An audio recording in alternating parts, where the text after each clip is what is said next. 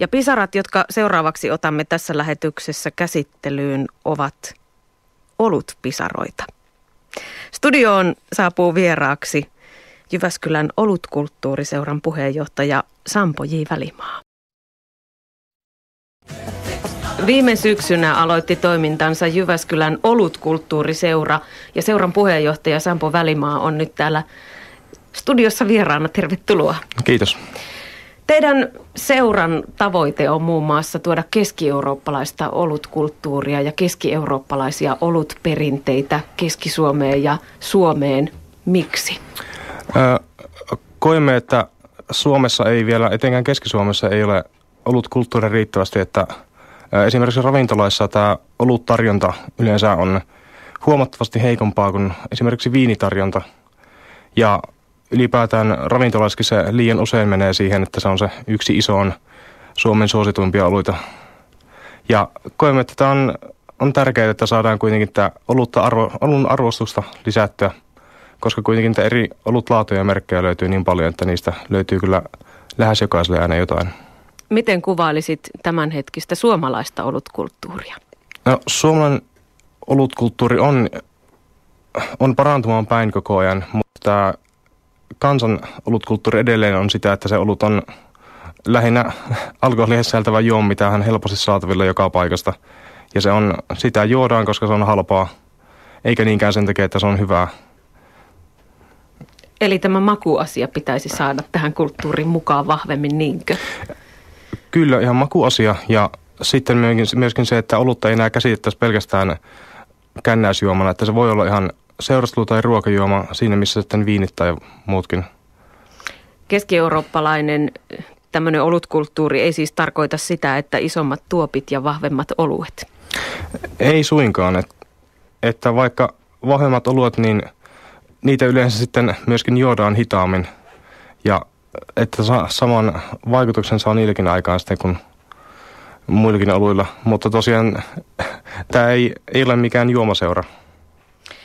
Niin, kerro millainen nautintoaine olut itse asiassa on. Sitä on sanottu, että se on maailman vanhin ja suosituin alkoholijuoma.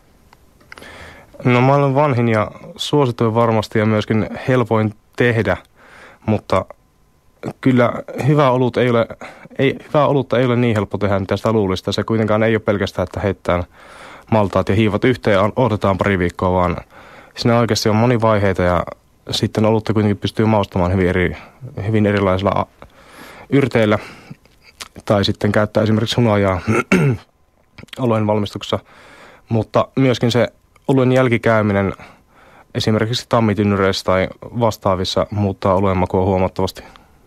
Minkälainen nautintoaine se on? Olut on erittäin miellyttävä nautintoaine ja sopii lähes jokaiseen tarkoitukseen. Milloin, Sampo Välimaa, sinun ja oluen tiet kohtasivat? No varsinaisesti tässä vasta muutamia vuosia sitten, että en ollut mikään oluen arvostaja alun perin ja olut tosiaan oli vain helppo juoma, mitä sai ostettua, mutta sitten ensin tutustuin suunnilleen 2007 näihin tummiin tsekkiläisiin oluisiin ja siitä sitten tämä ymmärrys, että hei, olut voi olla oikeasti hyvää, että se ei ole vain yksi alkoholi muiden joukossa, vaan se on oikeasti hyvä nautintoaine. Ja nyt olet sitten Jyväskylän olutkulttuuriseuran puheenjohtaja. Seuralla on jäseniä tällä hetkellä 50 ja sitten Facebookissakin tähän teidän ryhmäänne on liittynyt vissiin 100 ihmistä, eli kannatusta löytyy siltäkin suunnalta. Seura järjestää olutkulttuuri-iltoja ja julkaisee myöskin Olut-Sampo-lehteä, eli oluttietoutta jaetaan hyvin monellakin tavalla. Kyllä, ja todellakin olutkulttuuri-illoissa ideana on, että pidämme lyhyitä esitelmiä ja jaamme oluttietoutta. Ja sitten järjestämme kyllä vielä tulevaisuudessa olutmaisteluiltoja, missä pääpaino taas on, että yritämme tuoda erilaisia oluita ihmisten tietouteen ja myöskin olutmaistelua, eli sitten jää tämä puheosuus vähemmälle siellä. Miten olueen voisi alkaa tutustua, jos on aina ostanut kaupasta sen mäyräkoiran, sitä samaa merkkiä ja nyt haluaisi vähän päästä tähän maailmaan sisälle, niin miten se onnistuu?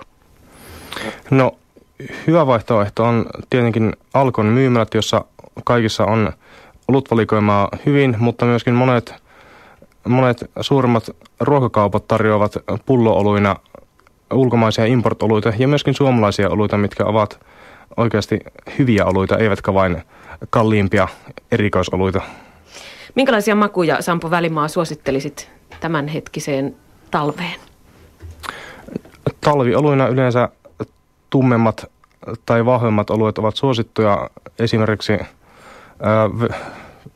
esimerkiksi Ajingerin Winterbock-niminen olut, mutta myöskin ihan Suomesta löytyviä Brygmästar Schwarzia tai vastaavia tummia oluita on erittäin miellyttävä talvella nauttia.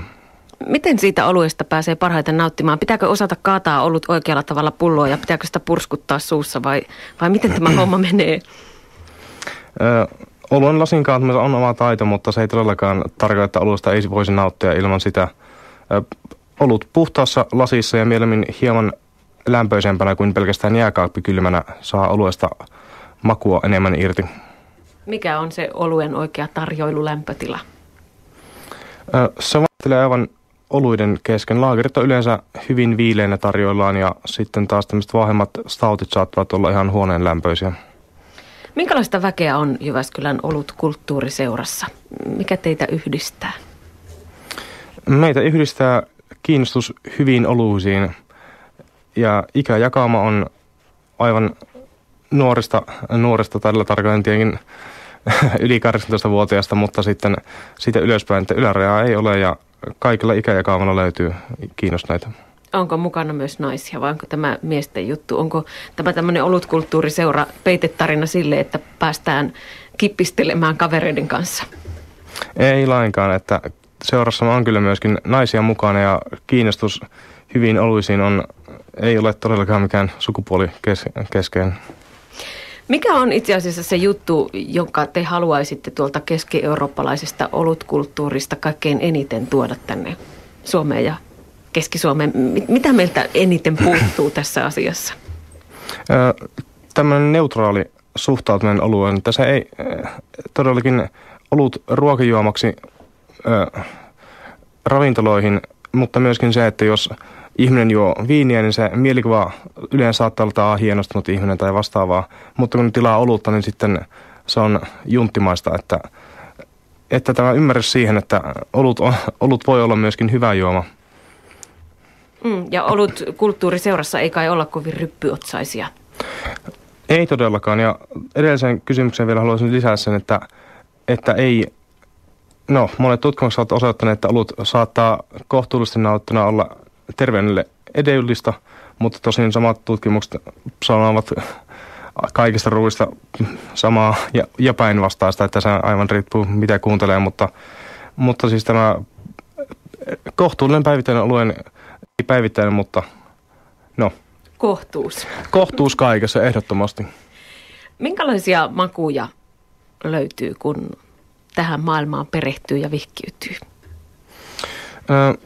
Makuja löytyy aivan laidassa laitaan. Löytyy tummia, maltaisia, ehkä savuisia ja sitten hedelmäisiä, kevyitä. Löytyy aivan laidasta laitaan, aivan kuten viinestä tai muissakin juomissa. Ja sitten se on makuasia, että mistä kukin pitää. Kyllä, ehdottomasti ja makuasioista ei onneksi tarvitse kiistellä, mutta uskoisin kyllä, että alan harrastaja osaa kyllä neuvoa myöskin uusille tulokkaille erilaisia oluita nauttavaksi ja eiköhän sitten jokaisella aina jotain löydy.